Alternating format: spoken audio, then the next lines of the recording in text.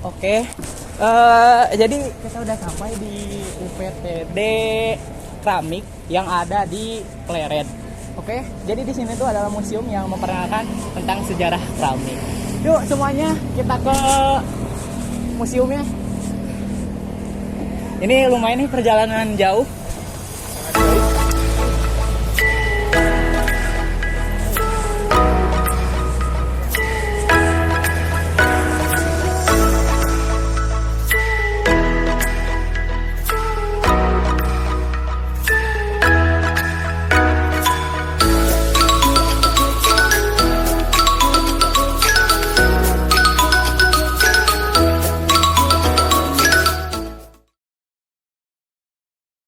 Assalamualaikum warahmatullahi wabarakatuh.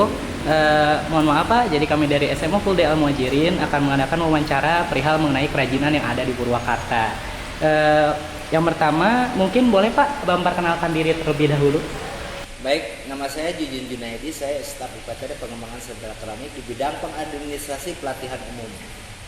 Baik, Pak Jujun, saya mau bertanya nih. Yang pertama mengenai tentang apa sih bahan yang dipakai untuk keramik ini? Apa sih yang digunakan bahan tanah keramik ini?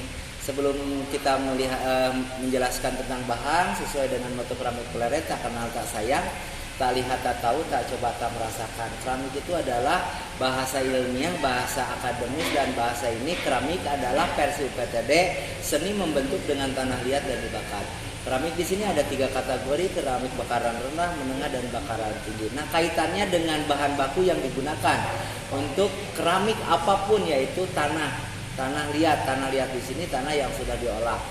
Ada jenis beberapa tanah liat, salah satunya ada tanah liat earthenware, ada tanah liat stoneware, dan ada tanah liat porcelain. Mungkin untuk yang kedua nih, apa sih peralatan yang dipakai untuk membuat kerajinan Peralatan tersebut? yang dibuat untuk pembuatan keramik ada 2 cara. Satu, teknik putar. Alat putar berarti alat putar pun ada 2 cara, putaran kaki dan putaran tangan. Kedua ada alat casting atau molding, presan atau cetakan yang terbuat dari gipsum dan logam atau besi. Baik, oke Pak, ke pertanyaan selanjutnya nih, untuk bagaimana sih distribusi untuk kerajinan yang ada di sini? Untuk distribusi kerajinan yang ada di Pleret, karena di sini ada wadah, ada lembaga, ada kelompok, itu ada melalui secara pribadi langsung ke konsumen, ada ditampung melalui lembaga, ada ditampung melalui kelompok. Salah satunya ditampung oleh kelompok. Kita dibantu untuk pemasaran, untuk mendistribusikan ke tempat-tempat baik lokal untuk ekspor juga. Nah, salah satunya keramik yang ada di Pleret ini, pasar yang ditempuh adalah pasar lokal dan global. Oke, untuk pemasaran nih Pak, untuk harga dari kerajinan di sini tuh berapa sih harganya? Kisaran harga yang namanya keramik itu nggak bisa ditentukan kecuali keramik fungsi.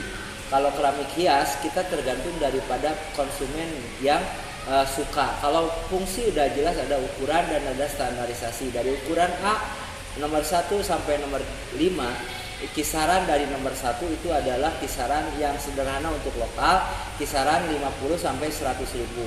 Yang paling kecil kisaran 5 sampai 10 ribu untuk barang fungsi, kecuali hias. Kalau hias bukan dilihat dari besar gede, kecil, atau tapi kerumitan daripada histori pembentukan tersebut. Oke, untuk keramik sendiri nih Pak, ada kesulitan tersendiri gak sih mungkin dari cara bahan atau dari cara untuk pembuatan ini seperti itu? Kesulitan yang dihadapi saat ini karena kita masih menggunakan alam. Apabila kendala musim hujan, kita terlambat dari proses pembakaran. Nah, untuk teknologi atau kesulitan daripada alat dan bentuk itu kita relatif tidak terlalu signifikan, tapi untuk regenerasi kami masih kesulitan. Itu aja yang dihadapi oleh rekan-rekan para pengrajin yang ada saat ini. Baik, mungkin itu saja Pak pertanyaan yang dapat kami tanyakan. Sebelumnya terima kasih banyak sudah bisa meluangkan waktunya untuk diwawancarai. Baik, sama-sama, mudah-mudahan dengan adanya edukasi, karena UPTD ini adalah Pusat Informasi Pelayanan dan Promosi. Ya walaupun notabene ada di Kecamatan Pleret tapi sekupnya kabupaten. Informasi tentang dunia perkeramikan dari apapun, teknologi, alur proses, sejarah, pusat informasi dan pelayanannya ada di UPTD Pengembangan Sentra Industri Keramik Pleret di bawah Dinas Koperasi Perindustrian Perdagangan Kabupaten Purwakarta. Terima kasih. Wassalamualaikum warahmatullahi wabarakatuh.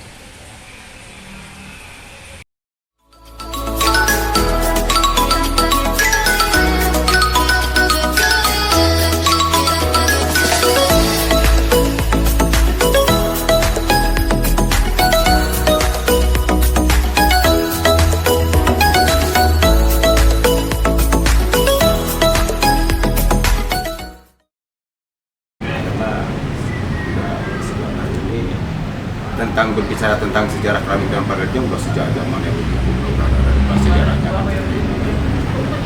Karena ini keramik Pleret ini berulang dari nenek moyang kita sebetulnya saat ini kan seperti itu. Dan untuk berdiri dan berkembangnya keramik Pleret di sini tercatat pada tahun 1904. Dari sejak tahun itu sampai sekarang udah berapa ratus tahun kan gitu, udah ratusan tahun ya. Nah, istimewanya tanah Pleret ini gak habis-habis sampai saat ini dari sejak tahun itu. Bahkan sebelumnya pada masa penjajahan Belanda kan udah ada yang menguasainya yang bernama Hendrik Riaboa yang menguasai kita Glasur dulu di daerah Pleret ini kan. Pada masa tanam paksa udah tahun di sini pada penjajahan Jepang pernah dikuasai yang bernama Tuan Putih Kojo. Jadi siapa tahu bisa mengenalnya. Terus setelah merdeka Kayak gitu, kayak kendala buat pada tahun 1950 jadi kita ngeriset sempat juga wakil presiden pertama ialah Bung Hatta ya telah meresmikan induk keramik di sini kan, Yang di pada Gonggol? dekat Gonggol itu pernah diresmikan pada tahun 1950. Bung Hatta wakil presiden pertama. Udah banyak lah pokoknya, cuman sedikit banyaknya anak-anak muda generasi sekarang ini banyaknya ke elektronik sih ya, ke HP terus aja, nggak rajinnya agak kurang. Bahkan kalau kerja banyak ke pabrik-pabrik seperti itu. Tapi alhamdulillah Anjun bertahan. Alhamdulillah Anjun bertahan. Karena Anjun ini banyak otodidak ya, intinya ya belajar tanpa pelatihan sebetulnya. Belajar dari kecil pun kan seperti itu. Dan kalau menurut ini kalau mau bisa membentuk tuh minimal 6 bulan belajarnya berturut-turut tuh baru bisa membentuk.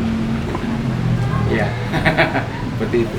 Baru bisa membentuk, bikin apa seperti itu. 6 bulan, kurang lebih 6 bulan harus. Karena warga masyarakat Anjun ini ya, kalau yang rajin, emang belajar dari kecil dari teknik putar ataupun cetak tuh, ya kalau dewasanya ya usaha keramik. Karena 95% Anjun itu keramik sih, industri keramik. Bakaran rendah, menengah, dan tinggi, gitu kan? Seperti itu. Tanah Pleret itu seperti ini, luar biasa makanya yang konsumen atau yang pembeli datang ke sini itu suka membawa apa bisa di penting kan gitu ya, seperti itu. Hasil bakaran seperti itu. Jadi barang yang sudah dibakar bisa dibakar kembali atau digilasir lah. Udah kayak mangkok gitu kan. Nah itu artian keramik itu apa? Seperti itu. Coba mau tanya nih, keramik itu apa? Jadi tanya ada yang nanya nih, keramik itu apa gitu aja. Ya. Yang penting yang dibilang keramik adalah tanah liat yang dibakar, itu aja udah. Itulah menurut saya seperti itu. Gak bakalan jauh lah sama Pak Jujur juga lah. Mungkin apa berbicaranya beda. Ya.